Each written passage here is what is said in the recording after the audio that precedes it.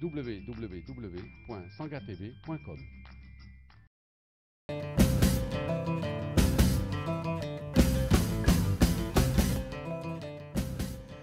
jangeen def ci ànd beeg télévision Futurs Médias xibaaru marax yi ponk ci gën a fës liggéeykat yu hôpital général Grand Yoff Ogi bootu ci CNTS FC ñoom nag ndaje mu yaatu mi ñu jàppoon amal tey jile mujj la sotti taskatu xabaar yi sax ba ñu yeggee ca barabu fajukaay boobee dañu leen lankal dugg bi yorinu hôpital ba nag ñu koy ñaawlu bu baax a baax secrétaire général bu CNTS FC Cheikh Seck ñëwoon rek tey ji jàppale si leen ci xeex ba moom ak ñamu àndal beneen ponk muy procès bu Khalifa Sall tey nag la fukkeel bi fan bi ñu di ko amal avocat yi nga xamante ne nag ñoom ñooy avocat yu mairie bu Ndakaaru ba nëgë ne nag ña ngay lankal nguurug Sénégal ngir nag mu doon partie civile ca boobee procès wax nañu sax ci leneen muy nag koppar yi nga xamante ne moom la ñuy nattal mairie bu Ndakaaru ñu ne budget ba néew na lool juróom-ñaari fan ci weeru février tey ji nag ñuy màggal rek gannaaw bu mu dëddoo àdduna moom professeur Cheikh Anta Diop gëstukat ba daan yëngu itam ci wàllu politique professeur Cheikh Anta Diop juddoo ceytu faatu ci atub 1986 ca UCAD ñoom étudiants yi ña ngay sàkku rek téere yi nga xamante ni moom la fi bàyyi ñu gën a nag ñongal njàngale mi fexe nag ba ndongo yëpp mën caa jotee ngir ñu xam dëgg kan mooy professeur Cheikh Anta Diop mbokki ponk yaa ngi ni ci yaatal gi léegi-léegi.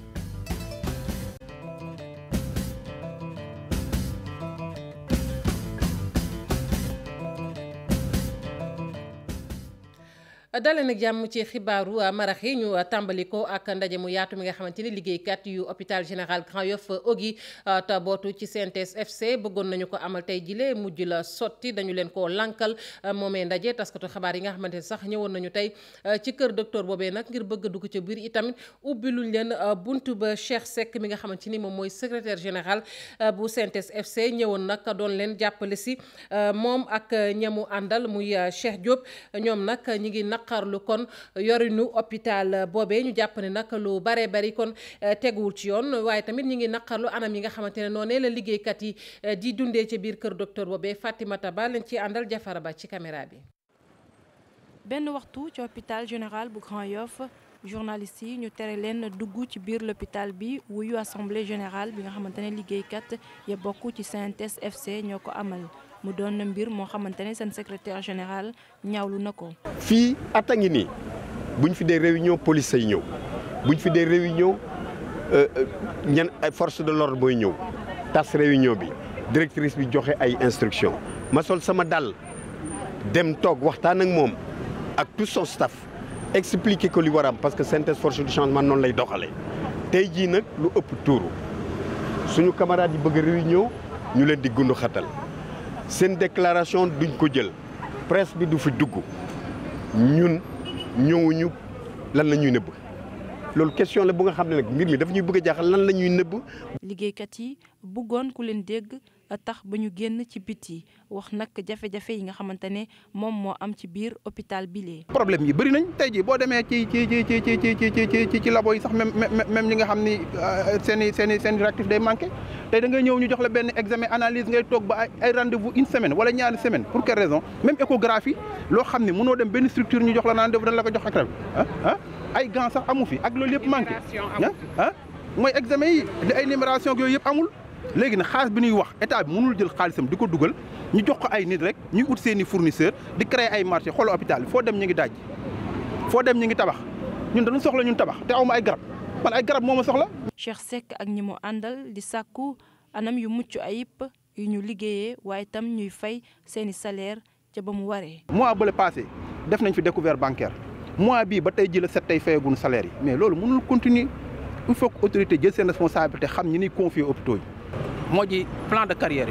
yi commencé na ci infirmier bi sage-femme ba ci médecin lépp war nañ ko mën a xoolaat ñu càmbaraat ko ñu réglé ko beneen bi mooy payoor yi nga xam ne moom la ñuy jox ñu gis nii tamit dafa am discrimination tey jii rapport bi ñuy wax naa les enseignants yi di wax naan dañ ko defoon ñun santé lañ wax ne ñun ñoo ci gën a tumuranke kon ndax boo xoolee tey jii police am nañ indemnité de logement gendarmerie am na indemnité de logement enseignant am na indemnité de logement mais ñun dong ñoo amul indemnité de logement. liggéeykat yi sàkku ci kilifa yi ñu wax ci seen plateforme revendicative seen beneen assemblée générale nag ñu ne ci biir hôpital bi la ñu koy amee bu jaree ñu jàkkaarloog directrice bi dinañ ko def. ñu amal nag ab tournée muy alliance boobee duppee seen bopp ànd gësëm fas nañu yéene nag gësëm ba mu tàng jër ngir nag nguurug Sénégal gestu leen ci seen i jafe-jafe bëgg nañu nag ndaje mi nga xamante ni nii kilifa yi war nañ ko sekk ak syndicaliste yi fukki fan ak ñett kon ci weeru février bu ñu ca yeggee nag mbooleem lu ñu xaatimoon nanu ko sàmm ñu teewlu ki nga xamante ni moom mooy Sidia Ndiaye bu FGTS ci micro Ousseynou Thiam Bira Diagne. Président Mballo Dia Thiam dirigé na délégation bu dem toog ak gouvernement pour ñu saytu suñu plateforme bi ñu fa jógee jaadu nañ ñëw ci militants yi informé leen xamal leen ne aussi am nañ benn rendez-vous bu am solo muy le 13 nag comme ni ko président waxee sànq ci nasaraan li ñuy xaar mooy ay mesures concrètes maanaam ñu teg dara suñu loxo parce que fi mu nekk nii ay accords yi nga xam ne dañu signé woon moom la ñu laaj ñu appliqué ko donc pour ñun mbir mi yomb naa réglé donc nañu jeex ay accords teg ko suñu loxo wala ñu matérialiser ko. bu dul loolu nag comme ni ñu ko gisee camarades yi décidé nañu def nañu round up jóge nañu keroog Kër Massar la ñu commencé dem Roobot Guédiawaye dem Dantec nar a dem Abass Ndao ak Thiès pour mobiliser camarades yi xamal leen ne ci négociation yi nekk nag dina bi boobu danañu permettre ñu xool ndax volonté politique am na pour ñu matérialiser suñuy plateforme bu dee volonté boobu amul nag lu fi des mooy gësëm.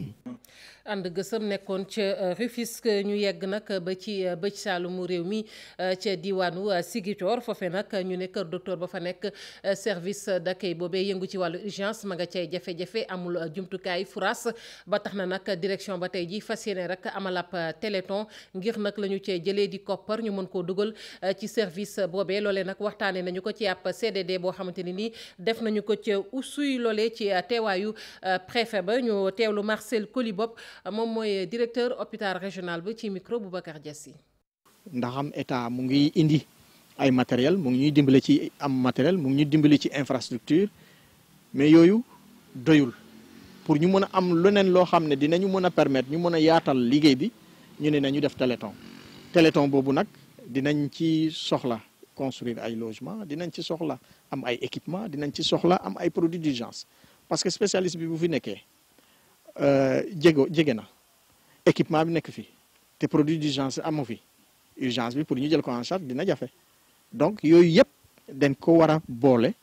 mu nekk loo xam ne loolu yëpp dañ ko mën a utiliser pour mën a faciliter prise en charge urgence mais loolu doyul parce que boo xoolee fi ñuy recevoir urgence yi buñ ko càmbaree xool ko ni service urgence war a mel war a nekkin ci wàllum organisation infrastructurelle des na ñu ne nag dañ ko war a réaménager pour mu mën a méngoo ak service urgence. yeneen i jafe-jafe ci wàllu wér-gu-yaram waaye nag am nañ joxtu ni léegi tey mu jeex muy machine radiothérapie boobee nga xamante ni boobu ba tey ñi ngi koy wax samp nañu ko ñi ci nekk tamit war caa liggéey ñi ngi leen di tàggat léegi sax seen tàggatu googee jeex ñu ne ci njeexitalu ay bis bi kese lay doon jëruñ ji nga xamante ni moom la ñu dénk wàllu wér-gu-yaram di Abdoulaye Diouf Sarr moom moo ko xamle nee na nag machine boobu du yàgg dara kon ñi amee jàngoroy cancer war caa faju danañ ca tàmbalee faju na mu waree ñu teewlu ko moom jëruñ ji dénk wàllu wér-gu-yaram ci micro Fatimata Ba. ci radiothérapie bi yaakaar naa ne donc amul donc problème amu si présenté nañ appareil bi mu nekk donc appareil bu mucc ayib ñu réceptionné ko ñi xamante ne ñoom ñoo ko war a jël ko en charge au plan médical ñi si war a liggéeyee war a donc topp maladie ñi ngi en formation tey la ñu terminé seen première semaine de formation bu ñu terminé formation boobu dès que ñu terminé rek ñu commencé jël premier groupe bi ñuy faj donc amul problème liggéey boo gis rek dafa am organisation yàkkamti am na c'est vrai mais li gën mooy képp ku si war a liggéey rek ñu former la wan la lépp nu muy doxee pour que donc bu liggéey bi commencé mu bañ am bon bu ngeen demee laaj les services médicaux nañ leen jox la planification mais formation équipe yi war a liggéey si mbir mi bu paree rek incha allah ñu jël premier groupe bi ñu commencé liggéey. syndicat bi nga xamante ne nag moom moo ëmb kon chauffeur yu taxi doon rek amalap doxub ñaxtu ci ay bis bi rek yàggul dara barki démb la ñoom nag fi mu ne nii seen xeex bi daal nee nañ ko tegg ci suuf di xaari ni nag ndax nguurug Sénégal dana leen gestu am déet àppal nañu ko ñaar fukki fan la ñu wax ci weeru février bu nguur gi nag taxawul ci ñoom daanu yëngu-yëngalaat bokk na nag ci daal ñu fexe ba yombalal leen laissez-passer yi naka noonu nit ñu wàññi nee nañ li ñuy fay ci autoroute péage bi ñu teewlu ci Mamadou Ndiaye moom mooy secrétaire général bu syndicat bu CDTS ci micro Hadiyatala. xeex mën na su ca dëkk dinañ yolomal mbir mi danañ ko yolomal mais bàyyiwuñu ko mais nag taxul ñu bàyyi grève bi dañoo wax ne loolu lépp ay wax la ba ci présidence ñi ngi en contact ak nun ñi ngi def négociation ak nun mais nag dañoo wax ne dañu koy ajagun ba le 20 mars le 20 mars su jotee te loolu lépp defuñu ko nun am nañu élan pour mën a demaat wàcc ci terrain bi waxtaan ak chauffeurs yi waxtaan ak transporteurs yi waxtaan ak empruntés yi te loolu dès maintenant suba ci la ñuy nekk bu soobee yàlla war nañu rencontrer transporteurs yi nit ki nag boo ko nee tabaski mi ngi ca déwén boo ko waxee xale day defee bisa nga ca déwén day defee ne tabaski la fekk du tabaski le 20 mars soriwut bu ko yàlla dogalee su fekkee ne li ñuy jàmbat nii comme ni leen ko waxee jël nañ ci ay matuwaay ba saafara ko man naam du ñàkk ci grève bi ndax grève gën a luñ ñun li ñu bëgg mooy wax suñuy soxla dañu jëkk a jiital këyit goo xam ne këyit ak woote waxtaan la muy plateforme revendicative loolu lañ jiital bu fekkee waxtaan wi am na ba liñ ci bëgg bu ñu amee genn wàll gi dem liggéey suñ ko amul nag yem ci ay dig kese dañuy delluwaat buum ca booy ba. tey nag la fukkeelu fan bi muy procès bu Khalifa Sall avocat yi nga xamante ne nag ñoom ñoo far ak mairie bu Ndakaaru ñu ngi wéy nag di lànk nguurug Sénégal doon partie civile ca boobee procès leneen nag ñu àddu ca muy nag koppar yi nga xamante ni moom la ñuy nattal mairie bu Ndakaaru di budget bi ñu koy jagleel nee nañ loolu nag doon na loo xamante ni lu néew a néew la ñu teewlu maître Ousseynou Gaye moom kenn la ci avocat yu mairie bu Ndakaaru ci micro Aminata Mbaye Sow. ñi nga xam ne kii mooy état du Sénégal seen yoon dafa nekkul ci procès bi parce que lii ay fonds ay deniers wu mairie la deniers wu mairie yoonu état nekku ci parce que mënu ma considérer budget boo xam ne bii 50 milliards la état du Sénégal joxewu ci lu dul 160 millions et puis 160 millions yi mu ne nii lañ koy exécuter te ay agents ñoo koy exécuter mu ñëw am lu muy wax ci deniers yi. donc ñooñu aussi nekk ñu ñoo xam ne ñii suñu donc mais Khalifa Sall su fekkee juge bi permettre na ko au départ mu ne day def benn déclaration préliminaire ci déclaration boobu mu ne moom li tax mu waral procès bii mooy que ne dafa nangul ñaari offre yuñ ko def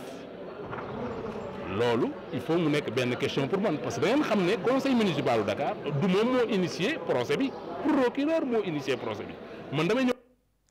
avocat yi farak nguur gi tamit joxe nañu seen xalaat ci procès boobee ci seen gis-gis nag lépp a ngi jaar yoon na mu waree ñi ngi koy amal boobee procès maître Samba bi tey moom wax na ci mbir moomee donte sax nangu na ni léeg-léeg nag dina am tuuti jafe-jafe ñu teewlu ko ci micro Aminata Mbariso. bu dee procès bi bés la ñoo ngi ci digg bëccëgu procès bi parce que ñoo ngi déglu parti yi benn par benn président bi pare na ay laajam procureur pare na ay laajam. parti yi nekk ci procès bi partie civile pare na ay laajam beneen partie civile u mairie bi moom mooy def ay laajam donc ci biir laaj yi nag léeg-léeg ñu laaj la nga tontu léeg-léeg ñu laaj la doo nangoo tontu léeg-léeg ñu laaj la nga tontu lu safaanoog lu keneen tontu woon ñu woo leen yéen ñaar ñëpp pour laaj leen donc loolu nag buñ ci yeggee fu mu munti doon rek bu ñu commencé di laaj diw ak diw ñuy weddi wante dafay xaw a tàng tuuti foofu lañ toll mais lépp li mu undu mooy ñu fexe ba tribunal bi laaj bu ci nekk rek mu am ci tontu boo xam ne dina ko leer ba buy àtte ëllëg ñu xam ne lii kat laajte woon na ko suñu kanam lii ak lii lañ ko tontu parce que moom warul àtte ci loo xam ne débattre wuñ ko ci kanamu ñëpp. bis ni tey la dëddoo woon àdduna juróom-ñaari fan ci weeru février muy professeur Cheikh Anta Diop ñu gën ko xam nag ci monde universitaire ak liggéey bi nga xamante ni nii def na ko moom professeur Cheikh Anta Diop mu nekkoon koo xamante ni gëstukat la woon waaye tamit daan yëngu ci politique ma nga fekk baax ca ceytu génn àdduna nag ci atum 1986 Mame Birame Diouf lañ ciy àndal. mu doon ko ñu sopp gëm ko ndax ay bindam ak i taxawaay ga nga xam ni sax mu ngi ko doon amal ngir Afrique doon benn. Cheikh Anta Diop borom xam-xam la ndax borom xam-xam mooy koo xamante ne discipline yi bari engrangé nga ko. modèle la woon politique aussi parce que yu bari ñu ngi koy xeex tey te ba mu fi nekkee waxoon politique am ak orientation politique am foofu la doon yóbbu. moom borom xam-xam bu mag bi Cheikh Anta Diop doon modèle. am valeur yu bari yoo xam ne nag moom la doon fësal di ko dund waaye doon ko bokk ak nit ñi. mu bëggee woon Afrique jóg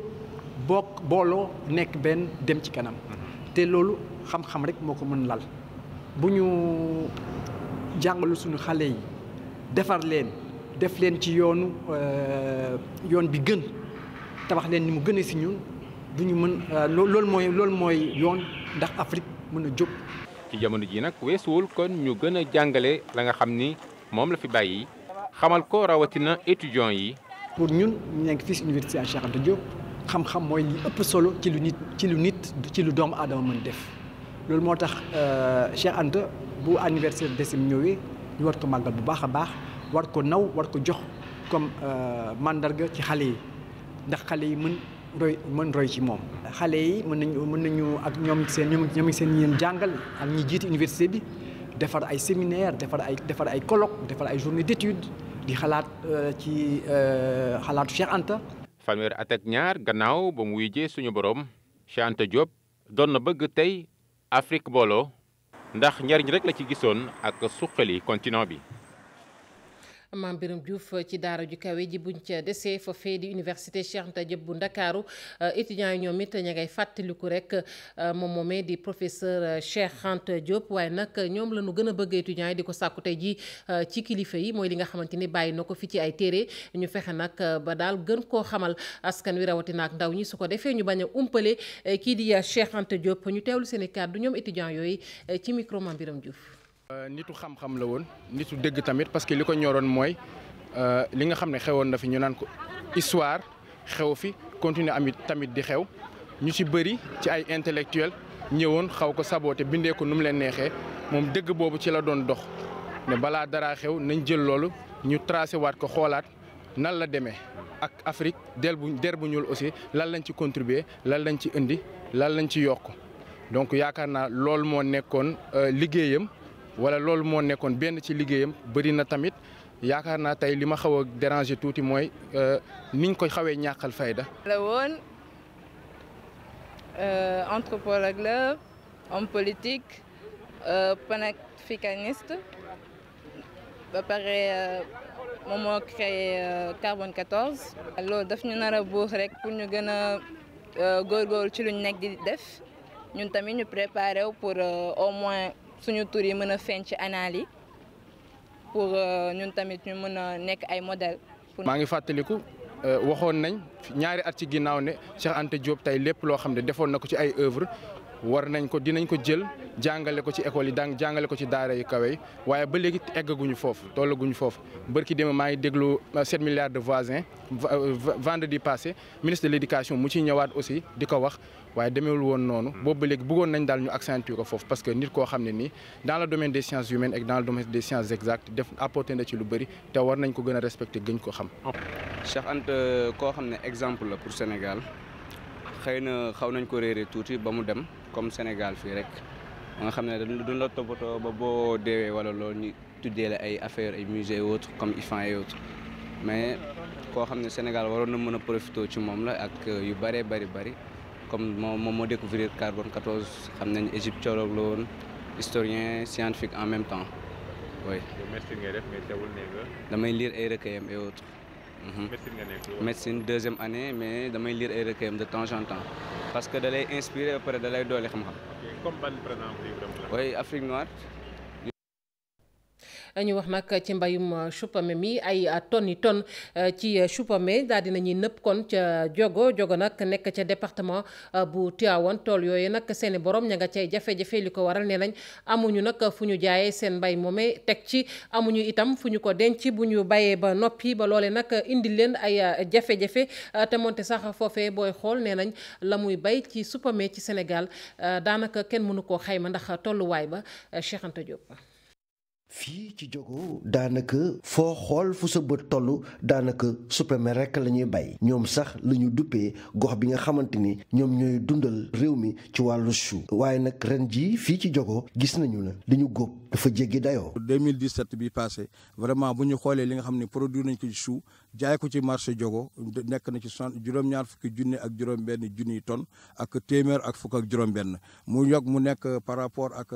production bi ñu amoon na 2016. muy 54 300 maanaam juróom fukki junne ñeenti téeméer ak fanweer ak ak fukk ak ñaari tonnes yoo xam ne amul béy nañ ko 2016 boo ko seetloo boo ko xaymaa am mbéy mi ren yokku na ñaar fukki junne ak benn ak juróom-ñett téeméer rek ñeent ci ay tonnes. marché Diogo bi day dem ba dootu day bouché ba subi day bari ba dañ ko jël di ko yëpp ci ay posé di ko yóbbu nooto. waaye nag li nga xamante ne moom moo ñuul nag ci soow mi gis nañ ne fii de bariwaayu suppame bi tax na ba kenn mënu koo génne te it ñi nga xamante ne nag ñoom ñooy bay fii ci Diogo nee nañ nag nguur gi dañ leen a war a jàppale utal leen foo xamante ne daañu fa mën a rënk seen suuy yi ndaxte suuy nëpp ci biir àll bi de bari na lool. bu ñu jaay ba amatu fu ñu ko def ñu jël di ko xonti bay mi di ko xonti jur gi. ñu ngi ñaan état bi ñu jàppale leen ci affaire ay chambre froide yoo xam ne bu ñu demee ba am ay surproduction vraiment ñu mën di ci denc suñu suu. ginnaaw jafe-jafe yooyu baykatu suppame yi nekk fii ci Diogo nee nañ nag gis nañu ci njariñ ci at mu la ñu génn li nga xamante ne jaay nañu ko toll na ci 20 milliards ak juróom. ñi ñoom ña nga ca département bu Bignona di yëngu nag ci màdd di tax ak buy muy nag ñooñee tey jii boole nañu leen rek tàggat leen juróomi commune kon ñoo joxante loxo ngir nag tàggat leen ba daal ñu mën a gis njariñu ci yooye ñuy liggéey ci mbay moomee loolu nag ñu ngi ko waxtaanee ci ab lël boo xamante ne nii defoon nañu ko foofee gannaaw nag ñaari at yoo xamante ne nii liggéey nañu ca tey jii taxaw seetu la ñu def ci kanamu teewaayu sous-préfet bu Kataba 2 Boubacar Diassi. gannaaw bi ñu dajalee te tàggat képp kuy liggéey ci filière madd buy ak di tax ci juróomi commune yu département bu Bignona diiru ñaari at waxtu wi jot naa ñu tal di xayma seen liggéey cim lël bi ñu amal ci Djignaki yi. képp xam nañ ne Casamance dafa nekk dëkk boo xam ne buñ nee gi tax ak madd fii la baax waaye dañoo gis ne producteur dañ leen a bàyyi ñoom kese kenn jàppalewu leen moo tax projet bi ñëw pour déjà organiser leen ba pare. mu nekk ay GIE ba ñu liggéeyee 2 ans yi am nañ 44 GIE yoo xam ne dañ leen a organiser dañ leen ni renforcer tamit ci les bonnes pratiques forestières bonnes pratiques agricoles agroforesteries yëpp dañ leen ciy jàppale. organisation yi filière dina tax ñi ciy liggéey am yokkute. Ça nous permet d'avoir des interlocuteurs directs. dina tax ñu am ñu ñuy waxal di jàpp njëg yi benn yoon ci at bi te bañ cee lor kenn ba tax na kenn ku ne di nga ci gis sa bopp muy jaaykat bi waaye kiy jënd li muy jaay. dinañu may it ñu am ay meññ yu mucc ayib ndaxte ñun dañu leen di tàggat te am na ay sart ñu tëral ci wàllu woowu. Et donc aujourd'hui ils nous fournissent du madd de qualité du buy de qualité. baax na trop parce que daf ñu yee te projet boobu ñun commune Djignaki gëm nañu ko mais lépp des na si ñun parce que aussi ñoom dañu wax lan mooy jëriñ projet bi ñun gëm nañu ko des na si population bi ñëpp bu ñu ko gëmee. te ñu def ñoom lu ñu bëgg dina mën a am njëriñ non seulement pour la commune de Djignaki dina amal njëriñ pour toute la Casamance entière. dina tax it ndaw ñi ak jigéen ñi bi ñu jox gannaaw seeni gox. dina gën a dimbale jigéen ñi nga xam ne ñoo nekk ci kër yi nekk ci àll bi yor njaboot bi dina gën a jàppale ndaw yi nga xamante ne tey ñoom la dëkk bi yaakaar ëllëg te ñu buggu tekki. ñeenti at la bii projet nar a def ca département bu Bignona. bu ñu nee mbay nag soxna yi daanaka ñoo ci gën a néew doole ndax ñu ci baree bari du ñu rek mën a jotee ci suuf si ba mën a bay loolee nag la ñu bëgg mu dakk ci Sénégal tey jii ci àllarba ji am na projet boo xamante ne kon daal dinañ koy lancé door ko projet boobee nag ñu ne bu sottee lépp lu ñuy defati daal ci wàllu mbay rawatina ak joxe suuf daan ci xalaat soxna yi Fatou Bintou Konté Mohamed Dieng. De 10% qui est réservé aux femmes. qui est appliqué sur les ci Sénégal jot ci li nga xam ne moom moo di suuf nekk na lu metti ci ñi nga xam ne ñoom ñooy jigéen ñi bu ñu xoolee ci population active agricole bi nga xam ne 70% la ñu 13% rek ak ay jigéen ñoom ñoo jot ci li nga xam ne moom mooy suuf pour mën cee mbay. soo déggee aussi taxul ñuy wax suuf kese suuf bu baax moo tax ñuy wax su fekkee amoo suuf bu baax mel na ni amuloo dara te bu fekkente ni jigéen aussi am na processus boo xamante ne fi nga war a jaar ba am suuf. su fekkente ne xamuloo ko aussi dina indi jafe-jafe kon war nañ leen mën a gunge ci loolu. ñi am suufu qualité la majorité dañ ci ndono lañ ko jëlee wala ñu xool beneen processus mu tuuti ndax bu fekkente ne yaa ngi war a am 1 hectare wala 2 hectares pour liggéey ko am matériel am financement te yow amoo lu dul 2500 mètres carrés ça pose problème. jigéen ñi nekk ñoo xam ne ñu am solo lañu ci économie surtout sax ci wàllum famille bi lee jot ci suuf nag dafa nekk loo xam ne lu am solo la ci ñoom ba tax na ñu taxawal benn projet boo xam ne li ko tax a jug moo di jàppale leen ngir ñu jot ci li nga xam ne moom moo di suuf. naka la ñu mën a gunge jigéen yooyu pour que ñu améliorer seen accès te dañu gis ne ni problème accès des femmes du problème juridique c'est pas seulement parce que aujourd'hui am nañ parité ñëpp ñoo tolloo ci accès à la terre notamment la loi sur le domaine national de 1964 musul tere en tout cas tere jigéen mu accéder ci suuf léegi dañuy gis ni problème yi c'est des problèmes socioculturels il y a des pesanteurs socioculturels mooy gàllankoor yi dafay nekk ci ñun ci suñu aada yi naka la ñuy def nag sans def révolution. loolu sax ministère bi nga xam ne moom moo yor wàllum jigéen bi fas yéene leen a jàppale ci gile projet. jigéen ñi li ñu am ci wàllu suuf si tuuti na tolloowul ak li ñu war a am te loolu war naa yokk bu fekkee dañ ko natt ci li jigéen ñi représenté ci économie koom-koom ak réew mi àddina yëpp dañoo teg yëngatu yi ñuy war a def ci mbiru jigéen ñi nañ ko jëmale ci naka la ñuy fexe ba jigéen bi liggéey ca tool ya naka lay amee naka lay mane boppam am koom-koomu boppam autonomisation de la femme rurale. seetlu daal moo di li nga xam ne moom moo di suuf bu ñuy bayee wàññeeku na bu baax fii ci Sénégal ba tax ne jigéen ñi ñoom ngir jot ci suuf joojee sax fi mu ne nii dañ leen relégué li ñuy wax au second plan ci biir collectivité locale yi. jaajëfal ko bu baax Fatou Bintou Konté yéen it sant nañu leen gërëm leen ci kanam tuuti Cheikh Tidiane Diaw dina fi teew faram fàcceel leen xibaar yi ci nasaraan lay doon jaa ngeen jëf.